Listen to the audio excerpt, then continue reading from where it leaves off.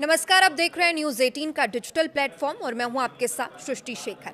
देश भर के कर्मचारियों को बढ़ी हुई सैलरी का इंतजार है। 8th पे कमीशन की चर्चा भी तेज है और सरकार संकेत दे चुकी है कि बढ़ी हुई सैलरी 1 जनवरी 2026 से लागू हो सकती है, लेकिन रिपोर्ट्स आने और लागू होने में 18 महीने या उससे ज्यादा का समय लग सकता है और यही देरी कर्मचारियों और पेंशनर्स के लिए भारी पड़ सकती है।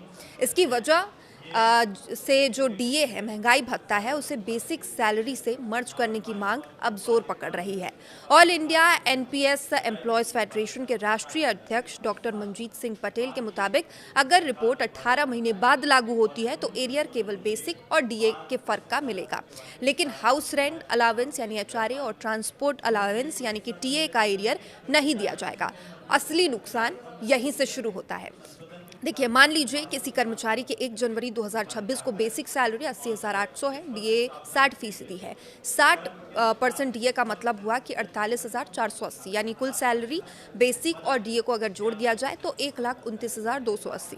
अगर एचआरए 30% के हिसाब से मिलता है तो आप मान लें कि फिटमेंट फैक्टर 2.5 लागू होता है। नई बेसिक सैलरी 80,800 इंटू अगर हम 2.5 करें तो 2,02,000, लेकिन डीए 25% से नीचे आने पर एचआरए 30% से घटकर 24% हो जाता है। तो नया एचआरए 24% को 24% 2,02,000 का 24% अगर हम निकालें तो ये 48,480 है।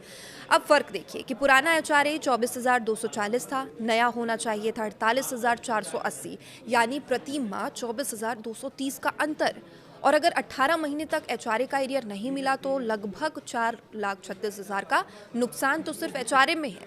अब टीए जोड़ दे तो 3,000 महीने का और फर्क पड़ जाएगा, मतलब ये और फर्क जो है वो बढ़ जाएगा, यानी 18 महीने की देरी से 4.5 लाख से 5 लाख रुपए तक का झटका लग सकता है।